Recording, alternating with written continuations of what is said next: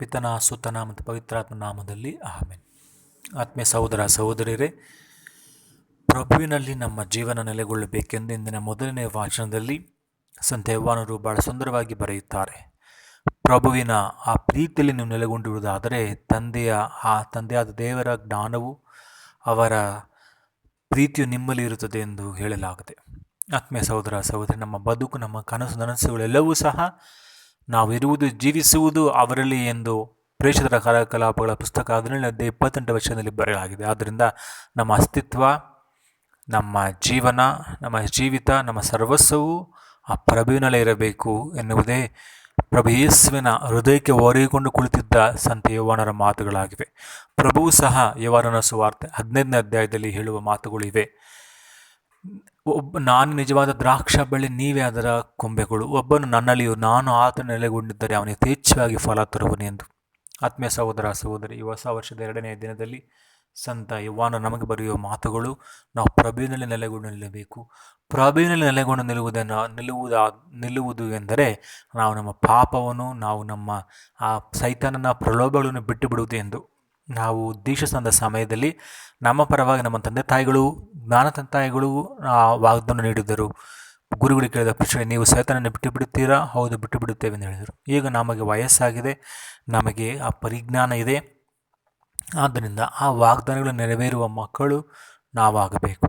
ಪ್ರಭುವಿನ ಸತ್ಯದಲ್ಲಿಯೂ ಅವರ ಪ್ರೀತಿಯಲ್ಲಿಯೂ ಅವರ ಕ್ಷಮೆಯಲ್ಲೂ ನಾವು ನೆಲೆಗೊಂಡು ನಿಲ್ಲಬೇಕಾಗಿದೆ. ಆದ್ದರಿಂದ ನಾವು ದೇವರ ವಾಕ್ಯದ ಮೂಲಕ, ಸಂಸ್ಕಾರದ ಮೂಲಕ ನಾವು ದೇವರಲ್ಲಿ ನೆಲೆಗೊಂಡು ಅವರ ಪ್ರೀತಿಯಲ್ಲಿ ನಾವು ಜೀವಿಸಿ, ಈ ಲೋಕದ ಜೀವಿತದಲ್ಲಿಯೂ ಮುಂಬರುವ ಜೀವನದಲ್ಲಿಯೂ ನಾವು ಪ್ರಭುವಿನ ಅನ್ಯೋನ್ಯ ಆ ಪ್ರೀತಿಯಲ್ಲಿ ನೆಲೆಗೊಳ್ಳುವಂತೆ ನಾವು ಪ್ರಭುವಿನಲ್ಲಿ ಭಕ್ತಿಯಿಂದ ಪ್ರಾರ್ಥಿಸೋಣ.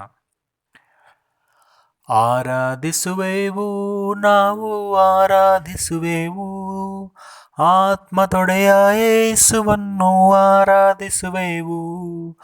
ಆರಾಧಿಸುವೆವು, ನಾವು ಆರಾಧಿಸುವೆವು, ಆತ್ಮದಿಂದ ಸತ್ಯದಿಂದ ಆರಾಧಿಸುವೆವು. ದೇವದೂತರು ಆರಾಧಿಸುವ ಪರಿಶುದ್ಧರೇ, ಮಕ್ಕಳು ನಾವು ಹರ್ಷದಿಂದ ಆರಾಧಿಸುವೆವು. ನಾವು ಇಂದು ವಿಶ್ವಾಸದಿ ಆರಾಧಿಸುವೆವು. ಕೋಟೆಯು ಛಿದ್ರ, ಬಾಧೆಯು ಭೇದ, ಆರಾಧನೆ ಶಕ್ತಿ. ಹಲ್ಲೆಲೂಯ ಹಲ್ಲೆಲೂಯ ಗೀತೆ ಹಾಡೋಣ, ಹಲ್ಲೆಲೂಯ ಹಾಡಿ ಪಾಡಿ ಆರಾಧಿಸೋಣ.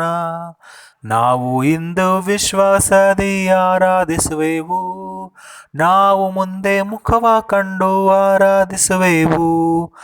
ಆರಾಧಿಸುವೆವು, ನಾವು ಆರಾಧಿಸುವೆವು, ಆತ್ಮದಿಂದ ಶಕ್ತಿಯಿಂದ ಆರಾಧಿಸುವೆವು.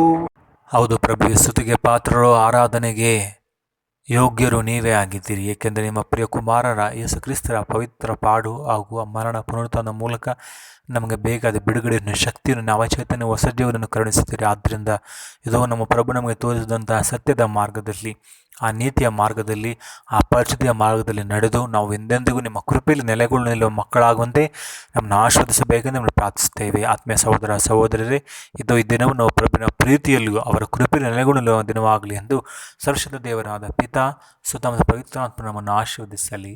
ಆಮೇನ್.